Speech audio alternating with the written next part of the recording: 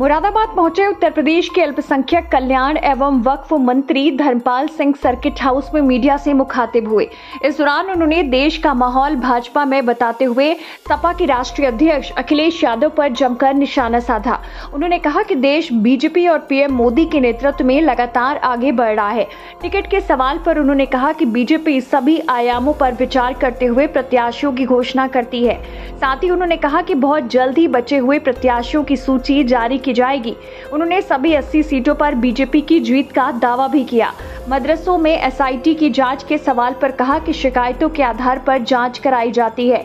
अल्पसंख्यक कल्याण एवं वक्फ मंत्री ने कहा कि बीजेपी तुष्टीकरण की राजनीति नहीं करती है। उनका तो मुख्य उद्देश्य गरीब मुस्लिम बच्चों को शिक्षा की मुख्य धारा से जोड़ना है, क्योंकि पीएम मोदी ने कहा है कि हुजूर के बेटे ही हुजूर नहीं होंगे बल्कि मजदूर के बेटे भी हुजूर होंगे।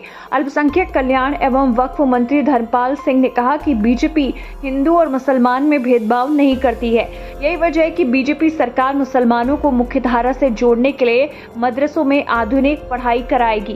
इसके साथ ही एआई यानी कि आर्टिफिशियल इंटेलिजेंस टेक्नोलॉजी की भी व्यवस्था की जा रही है। वहीं सपा प्रमुख अखिलेश यादव पर वार करते हुए धर्मपाल सिंह ने कहा कि समाजवादी पार्टी अपराध और अपराधियों की पार्टी है, इसलिए उत्तर प्रदेश में जनता ने पूरी तरह से नकार दिया है। माननीय मोदी जी के नेतृत्व में देश भाजपा में हो गया है।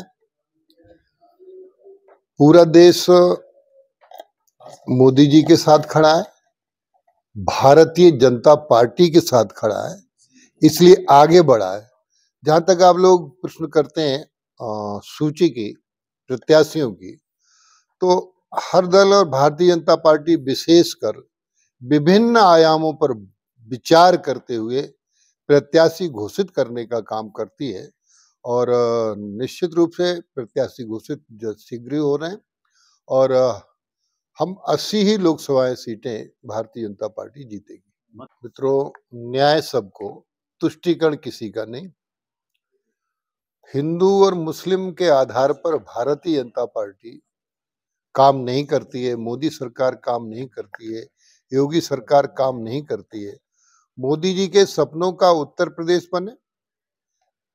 उत्तर प्रदेश के मुख्यमंत्री योगी आदित्यनाथ अहरनिश काम कर रहे हैं। जहां तक मदरसों की बात है, शिकायत होने पर जांच कराई गई है, जांच के अनुरूप कार्रवाई की जाएगी और मदरसा शिक्षा का मुख्य ध्येय है गरीब मुसलमानों के बच्चों को मुख्य धारा में जोड़कर। देश के यशस्वी प्रधानमंत्री माननीय मोदी जी ने कहा है कि अब हजूर के बेटे ही हजूर नहीं होंगे, मजूर के बेटे भी हजूर होंगे। उसी को बात को ध्यान में रखकर मदरसा शिक्षा में अब हम एआई कृत्रिम नॉलेज का भी विधान कर रहे हैं, उनको देने का काम कर रहे हैं। तो जो बात बंद करने की बात है, इस पे अभी मैं कोई कमेंट नहीं कर रहा। चलिए सर, कल पूर्व मुख्यमंत्री अखिलेश यादव संभल गए थे। उन्होंने कहा कि मिशन 400 पार नहीं, 400 हार। देखिए, अब माननीय अखिलेश जी क्या कह रहे हैं ये तो जनता निर्णय लेगी। समाजवादी पार्टी सच में अपराध से और अपराधियों से जुड़ी पार्टी रही है, इसलिए उत्तर प्रदेश की जनता ने समाजवादी पार्टी को धता बता दिया है। इसलिए उनको डर लग रहा है कि वो पूरी तरीके से समाप्त हो जाएंगे। विधायक इरफान सोलंकी देखिए,